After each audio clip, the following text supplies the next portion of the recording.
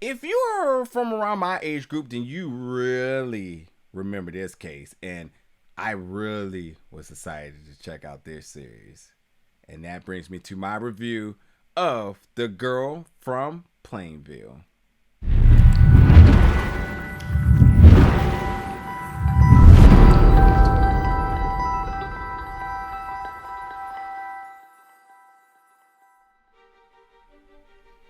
What's up, everybody, and welcome back to the channel today for another review. And today we're going to be reviewing this series, The Girl from Plainville, which made its world premiere at South by Southwest Film Festival 2022 and will be available on Hulu March 29th. Now, I got to check out the first 2 episodes. I will be reviewing the rest of the season, so stay tuned for that. But yeah, if you remember back in 2014, and this was crazy. This was crazy because it's a lot of reasons that I don't even feel like I should even add the context to this, but I remember this, and this was just like the most mind-blowing case I just could not remember. And I'll be honest, I'll be candid here.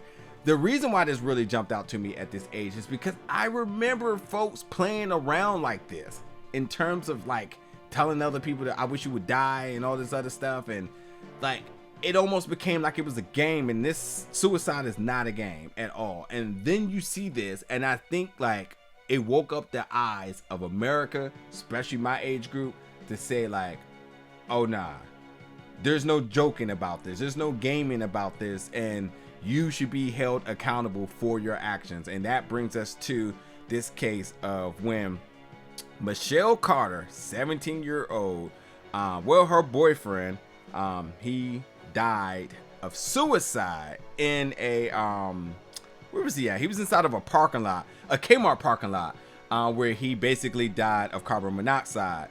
And this was the crazy thing, is because like he basically had he pretty much had a solid day with her, like it was good, but ultimately in him committing suicide, found in his truck with the carbon monoxide engine or whatever it is in the back, you know, he was there, Bob, obviously, and he had his cell phone there, but he had deleted majority of the exchanges between them, besides the text messages of basically saying, did you do it and whatnot.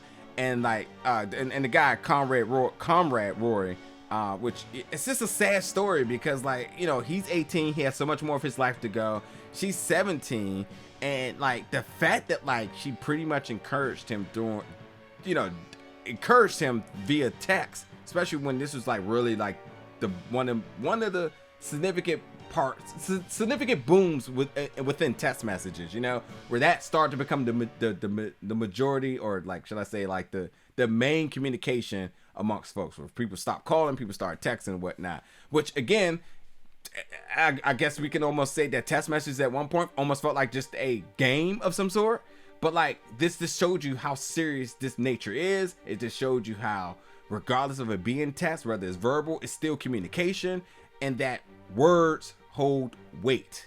And that where we get Michelle Carter, who again encouraged him via text to kiss up. Now, Ellie Fanning, who plays Michelle in this, let me tell you something.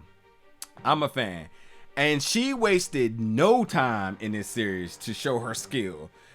Literally, and like when you're talking about diving into a series that is really based around drama, suspense, emotion, Ellie takes us for a ride, because when you kind of now start to take a glimpse into Michelle's psychology, where after this happened, she was so pro, like, I need to help, I need to do anything in order to be there for him. And it comes off at times very sincere, then it comes off kind of psychotic, and just how she's able to just up and down with these emotions so good. I was blown away. And as a lead, she's going to carry this, like, without a doubt.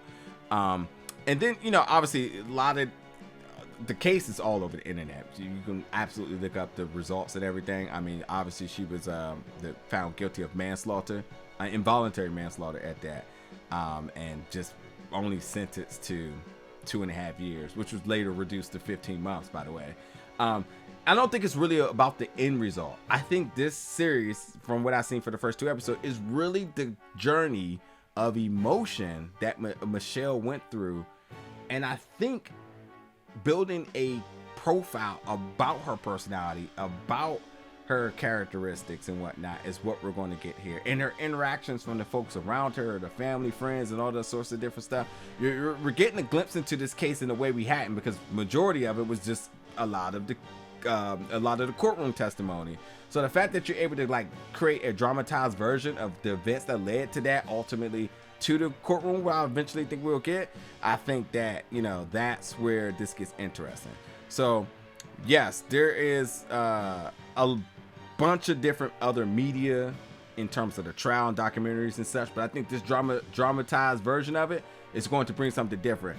And I think this is also really going to focus on mental health, which I think is always a very important and significant factor of storytelling, and how the state investigation went, and Michelle's life, obviously. So like, I think it has like a very unique aspect of how they want to tackle this very high profile case that everyone should be very familiar with. It wasn't that much long ago, about 8 years ago and whatnot.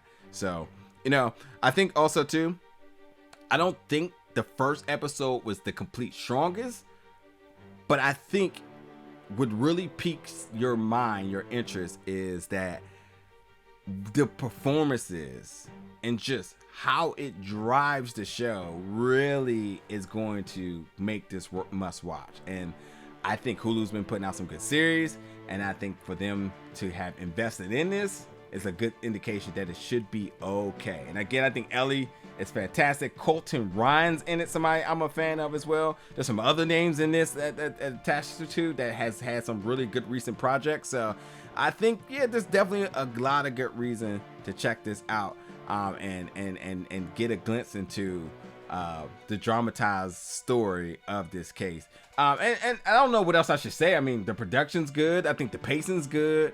And I think like anybody who loves a good murder mystery, or anybody like any type of investigative type of stories or whatnot, and obviously with this one being built around drama and crime, and obviously you can almost call it like a biography and whatnot, but dramatized. It's a very genre specific thing, and I think that whether you watch it when it comes out, or whether you hear about people talking about it after and then you go back and binge it, I think it's still going to be worth watching. For 2 episodes in, I'm ready to get to the review of the rest of the season, but I had to get this initial review out for you to kind of let you know, should you put this on your radar, and I absolutely think you should. So yep, totally check it out. The Girl from Plainville. Jump in the comments, let me know your thoughts, your interest, your hype, whatever it is about it, and I'll see you around for more reviews very soon.